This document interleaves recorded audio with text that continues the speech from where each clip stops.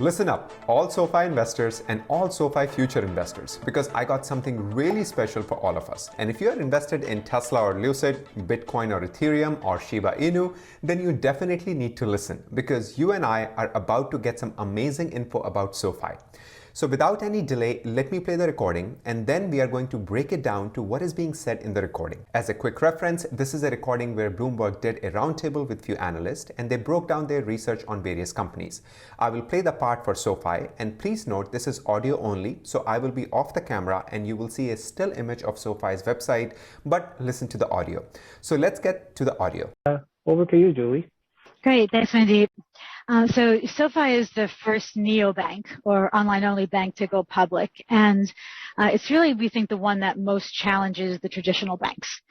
So we see a few catalysts in the coming months that can push estimates and valuations higher. 2022, we think, is going to bring, just in general, a better consumer lending environment, and that's 80% of SoFi's revenue.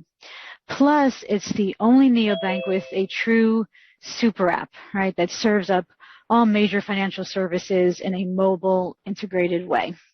So between more lending and greater adoption of the app, our 2022 analysis points to 63% revenue growth for SoFi, and that's compared to consensus estimates for 50% growth. Now, on top of this, the company is poised to be granted a banking license really at any time, and this can drive 76% EBITDA upside next year.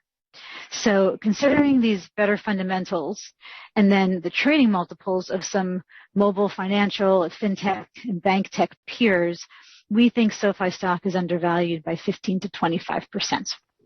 Now, just drilling down a little bit, SoFi got its start in student loan refinancing, right? And that remains its largest single product, about 60% of its loan book.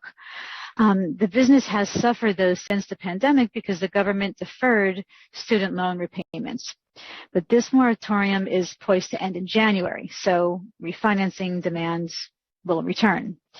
The other lending, we think, will improve as well. Executives at the major banks, if they're right about rising loan demand next year, they're assuming consumers are going to exhaust their savings.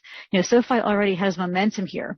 Their loan originations have climbed back to about 82% of pre-pandemic levels in the second quarter, and their personal loan offering jumped 188%. So they're getting traction there already. We also think SoFi is going to see a major acceleration in the users of its banking super app. We had these younger tech-savvy customers, their financial profiles, they're investing more, they're sustaining employment opportunities, and they prefer the neobanks like SoFi to the big banks or traditional banks. And our app tracker has showed about 100% growth almost in SoFi's banking app active users in the third quarter. Again, clear momentum there. So, on top of these drivers, SoFi, if they're granted this national bank charter, their EBITDA margin could jump as much as 15 percentage points in year one. And then it could add a cumulative $1 billion in EBITDA through 2025. Now, those numbers are based on company estimates, but we concur when you sort of add things up. So with a license, SoFi can lower its cost of capital. It can extend its loan holding periods without relying on or sharing the economics with a third-party bank. Right? It could offer members more options for deposits, and then it could use those deposits to fund loans. And that would mean it would attract more customers with lower interest rates on their loans, higher rates paid on deposits, and then still no other fees. Now, to shore up its application for a banking license, in March, SoFi had agreed to buy Golden Pacific Bancorp. So it changed its charter application from a de novo application to a change of control. And so now it's currently under review by the OCC and the Federal Reserve. A decision can come really at any time. And so to prepare for this, SoFi has already issued $1.2 billion in senior notes earlier this month to start to prepare to invest in the bank. To wrap up on valuation, if we use these new higher revenue and EBITDA expectations, we've done a peer analysis of segment-weighted multiples on the company's 3 reporting segments. And so we see premium multiples that are paid for companies like SoFi that have strong growth, right, defined paths to profitability, and then a digital-first business model that can steal share from legacy competitors. So we've come up with a weighted average 2022 price to sales multiple based on these peers of 12 times and enterprise value to EBITDA ratio of 50 times. If we apply it to our above consensus expectations, we see SoFi shares could be valued at $25 to $28 a share, and that's up from just under $20 today. So there's a recap of our focus idea, and I'll turn. Okay, now there was a lot that was said in the audio, and after listening to this audio, I have a different gameplay with this company, which I'm going to share, of course, towards the end of this video. And also the trade I showed you in my last SoFi video, I executed that trade on Friday and also have a plan for that. Let's take a look at a few important points. So I'm going to share my screen and go those points one by one. I'm only sharing about 8 points that I got out of this call. So for those who are new, SoFi is the first neobank to go public. Now, this is really refreshing, especially in the new fintech world, as they came to the market with a clean slate and no baggage. Number 2, right here. So 2022 is going to be really interesting for all these banks because of the better lending environment. Government handouts are running out and things are opening up. The entire banking sector is doing good, and we saw from the recent earnings that came out from all the major banks, and they all did really well. So we can expect the same from SoFi, and especially because they offer so many products. Number 3, right here. SoFi has a true super app. That means you can trade Tesla or buy Ethereum or get your insurance, maybe get a home loan or personal student loan, and many other services all under one umbrella. True value to the customers. Number 4, right here. This is what makes me super bullish. One of the most exciting things I heard that they are expecting 62% revenue growth in 2022 as compared to 50% consensus. 12% more than the consensus, which is super bullish sign and very exciting.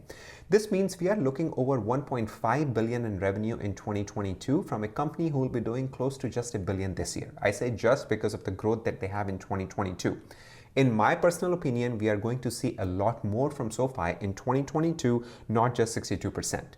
Next, on number 5, we have the news which we all are waiting for right here, banking license anytime. Yes, anytime, we know it, we are waiting for it and still waiting for it. I feel we are there and very close. Maybe Monday, as some are saying, we shall see, and more on that later, as that does relate to my trades that I executed on Friday. On number 6 right here is banking license. By adding the banking license, we are going to see 75% increase in their EBITDA. This is amazing and a great news for the shareholders.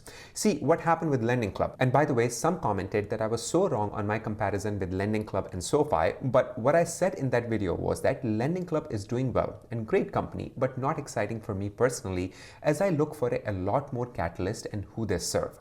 With SoFi is still so young and not even a bank yet, and their biggest book of business, which was student loan, was suppressed this year, we are going to see some great numbers in 2022, which in my opinion will perform better for the return I'm going to get on my money, and I will share in just a second. Now on number 7, right here is the app tracker, which is really good news for me personally. Now I still have to validate this point and I will get the data on November 1st for the month of October. But the analyst is saying that the app tracker resulted in 100% growth in the 3rd quarter. Now this is what changed my opinion about SoFi's earning. To be honest, I was expecting a softer number and stock cooling off a bit after the earnings because they still do not have the student loan books, which is majority of their business. And if they haven't announced the bank charter, then we could have seen some softness in the stock. But if they had 100% user growth, then man, this is exciting for Q3. Now on number 8 right here is personal loan, as you can see. This is what makes you wonder, where will this company be in 2022 and 2023? According to their stats, personal loan have jumped 180% from the pre-pandemic levels. Now with student loans coming back, crypto running in high gears, markets doing well, and personal loans going all out, we will see huge traction in the coming months, not just SoFi, but all other fintechs like Upstart, Lending Club, and few others that I'm looking into like Plaid and Stripe, but I'm very excited about SoFi and what they can do for our shareholders in the coming months. So let's take a look at the trade I executed and what is my exit plan. For those new to the channel, let me share what I hold overall in SoFi and also what is my exit strategy for my options. So right here, as you can see, this is all my SoFi holding. Hope it's clear. Yes. Okay, so you can see I hold about 16,000 shares of SoFi and my average cost is about $15.62. Right now, when I took the screenshot, I'm up about 28.61% on my shares, which is about $71,000.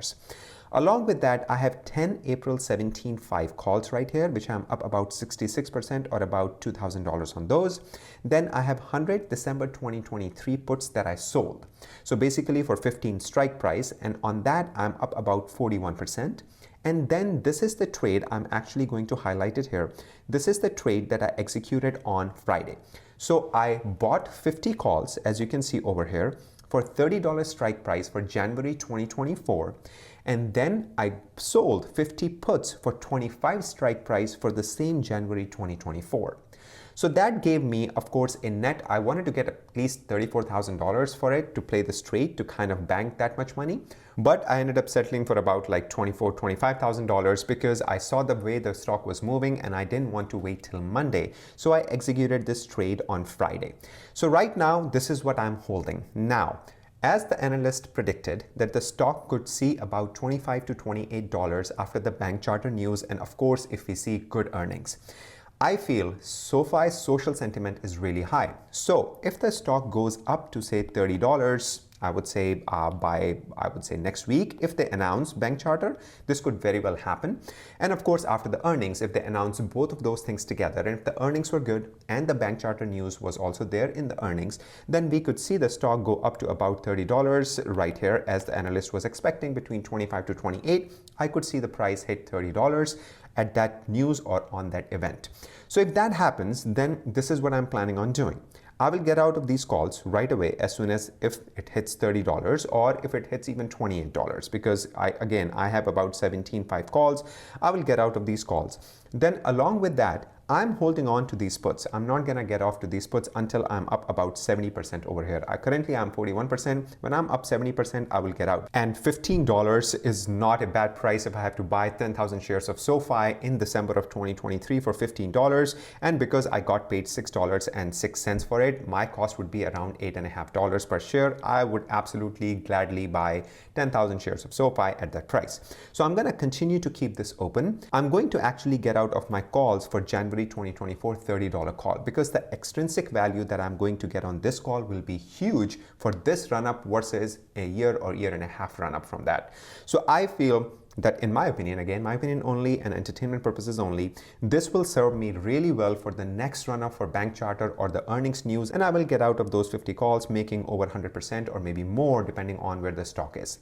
And then I will continue to hold the $25 put for at least 6 more months. And when I see over here, then I have about 70% gain, I'll get out. If I get 70% gain before, let's say 6 months, let's say if I get 70% gain next month, then I will also get out. As I always tell everyone in each of my videos, profit is profit and we need to take profit in order to invest our money into other things. Again, I'm not getting out of my big position here for $15 puts because I think this has a huge potential of basically giving me 100% right here. So again, that's my opinion and that's my play. I'm super excited about the next few weeks and I feel we are going to see some amazing news from this company and an updated 2022 guidance. But what is the next for this company? I mean, after the earnings and after the charter news, what is next?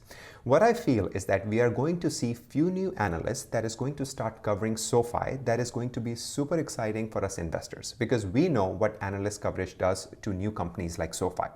Now, I plan to exit my options, as I just mentioned, in the next Cata run or next Catalyst run and open new ones on a major red day. So let me know in the comments, what do you plan on doing with your SoFi stock or options after the earnings or after the bank charter news, and would love to know all your thoughts and your opinions.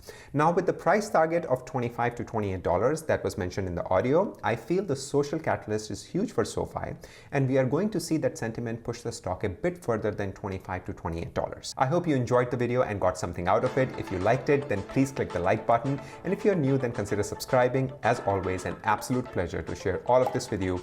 Until next time, you all have a sparkling day.